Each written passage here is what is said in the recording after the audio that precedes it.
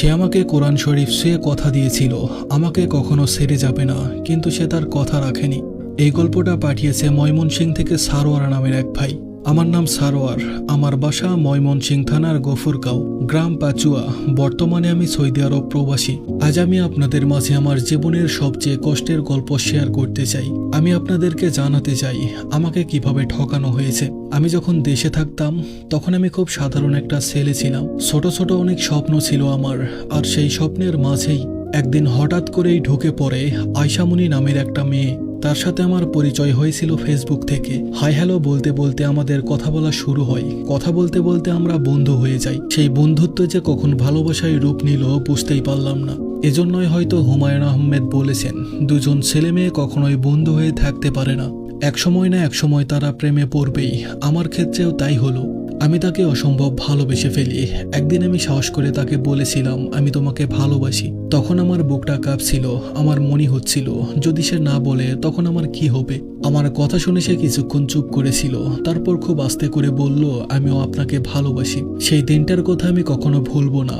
ওই দিন আমি এতটাই খুশি হয়েছিলাম যে আমার তখন মনে হচ্ছিল, এই মুহূর্তে মনে হয় আমার থেকে খুশি এই পৃথিবীতে আর কেউ নেই। তারপর থেকে দিনগুলো স্বপ্নের মতো কাটতে থাকে। আমার মনে হয় দিনে 24 ঘন্টার মধ্যে 16 ঘন্টায় আমরা কথা বলতাম। আমি তাকে নিজের জীবনের চাইতেও বেশি ভালোবেসেছিলাম। আমি তাকে একদিন জিজ্ঞেস করেছিলাম, তুমি আমাকে কখনো ছেড়ে যাবে না তো? সে তখন কোরআন শরীফ বুকে নিয়ে কসম করে বলেছিল, আমি কখনোই তোমাকে ছেড়ে যাব না। সেদিন আমি কোনো সন্দেহ ছাড়াই তাকে বিশ্বাস করেছিলাম। আমি নিজেও কসম করে বলেছিলাম, আমি তোমাকে কখনোই ছেড়ে যাব না, যত যাই কিছু হয়ে যাক না কেন। তো এভাবেই খুব সুন্দরভাবে আমাদের রিলেশনের 14 মাস পেরিয়ে যায়। সবকিছু ঠিকঠাকই চলছিল, কিন্তু ঠিক তখনই আমার জীবনে আসে একটা বড় সিদ্ধান্ত, প্রবাসে যাওয়ার সিদ্ধান্ত। আমি মধ্যবিত্ত পরিবারের সন্তান হওয়ায় পরিবারের সুখের জন্য প্রবাসে আসতে হয়েছে।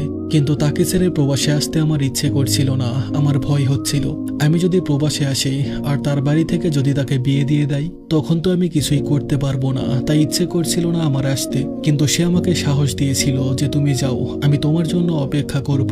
আমিও ভাবলাম প্রবাসে গিয়ে টাকা ইনকাম করলে তার পরিবার হয়তো তাকে আমার হাতে তুলে দিতে না করবে না। বেকার থাকলে তো কখনোই তাকে আমার কাছে দিবে না। তো আমি তার কথা বিশ্বাস করে প্রবাসে আসি। প্রবাসে আসার পর কিছুদিন আমার অনেক কষ্ট হয় সবকিছু মানিয়ে নিতে, কিন্তু পরিবারের কথা আর আয়শার কথা ভেবে সব কষ্ট মেনে নিতাম। সারাদিন ডিউটি করে এসে বিশ্রাম না নিয়ে তার সাথে কথা বলতাম, কারণ ওর সাথে কথা বললেই আমার সব ক্লান্তি দূর হয়ে যেত। তো এভাবেই প্রবাস জীবনের 3 মাস চলে যায়। 3 মাস পরে ও কেমন জানি আমাকে ছাড়াই ব্যস্ত হয়ে পড়ল। সব সময় ওকে অনলাইনে পাওয়া যেত না, কথা বললেও বেশিক্ষণ কথা বলতে চাইতো না। সে যে আমাকে ছেড়ে অন্য কারো হয়ে যাচ্ছিল সেটা